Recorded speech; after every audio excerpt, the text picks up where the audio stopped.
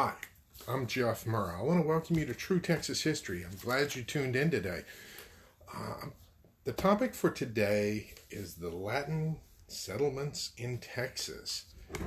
Now, when I first came across this concept of the Latin settlements, I thought, what are they talking about?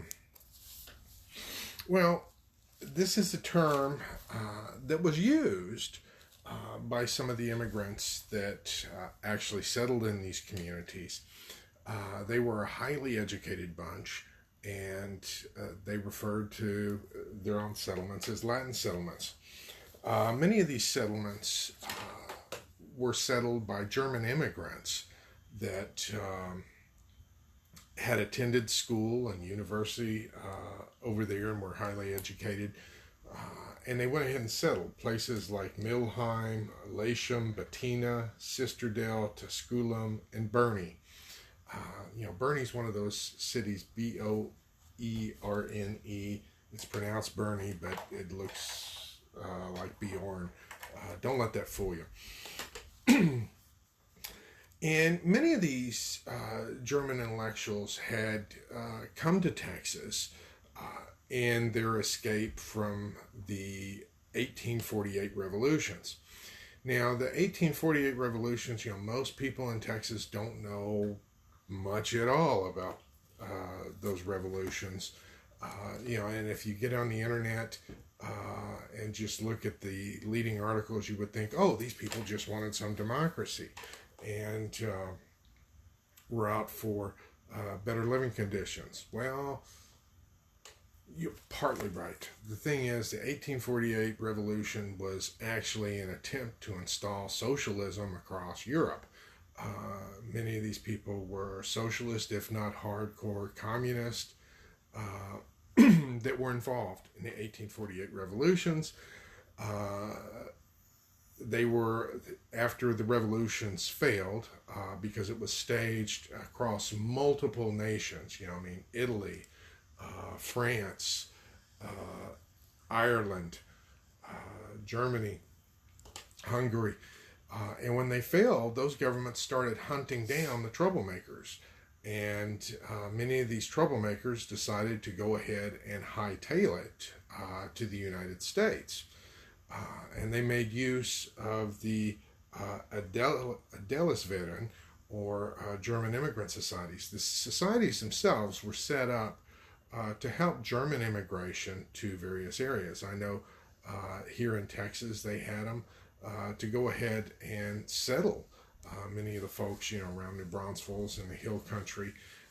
And the organization had been set up before the 1848 revolution, and it didn't have any ulterior motives other than settling people here. But with the 1848 revolution, it did. It started being used as essentially, like a railroad to go ahead and bring in the settlers. Very few people realize it, but, Karl Marx's sister is one of those people that came with the 1848ers here to Texas and settled. It's not bad that they settled here. They've contributed greatly to Texas and things, but initially they had some problems fitting in. Keep in mind, this is just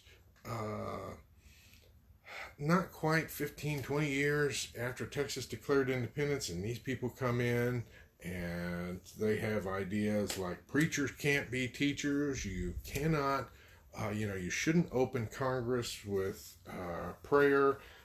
They didn't want any special laws to where Sunday would be set aside as a day of rest.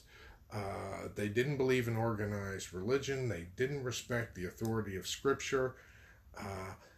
And that caused some tension between them and some of the other folks that had settled here.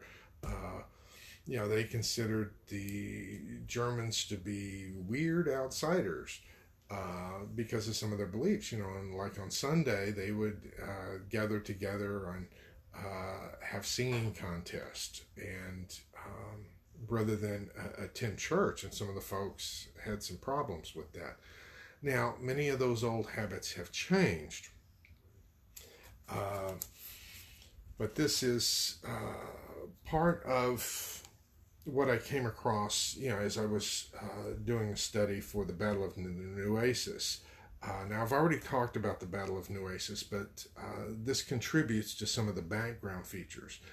Now, some of the 48ers still held firmly onto their socialist ideas, and there was talk among some of them that they would hook up with some of the Germans in Kansas and create a circle around the states that had policies that they didn't agree with. So there was a radical element.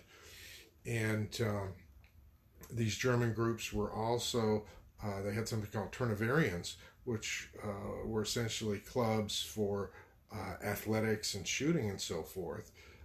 And they trained in these things, essentially, almost like a shooting club. And so, when I come across these articles talking about the Battle of Nueces, these people, they were innocent. They were just wanting to settle. Well, they were not always wanting to fit in. They were armed. They were trained. And some of them did have a radical agenda of overthrowing the government. And they had been essentially doing things like hiding people from the draft and organizing secret delivery of people. Whenever people that were abolitionists came into the state, they would hide them and move them along to keep the government from finding out. So they were not squeaky clean. Now, I know the Confederates weren't squeaky clean either. But this is one of those things that you need to be aware of, in terms of the Latin settlements in Texas. They've contributed a lot, but at first it was a difficult transition. And of course, nowadays, everybody likes to go to those cities, and also Fredericksburg and Comfort, because they enjoy the distinct culture. But it was not always an easy adjustment. And there were further times of unsettlement with World War I in those German-speaking communities as well. And I may go ahead and talk about that in the future. But I wanted to go ahead and talk about the Latin settlements in Texas and some of their contributions, both positive and not so positive.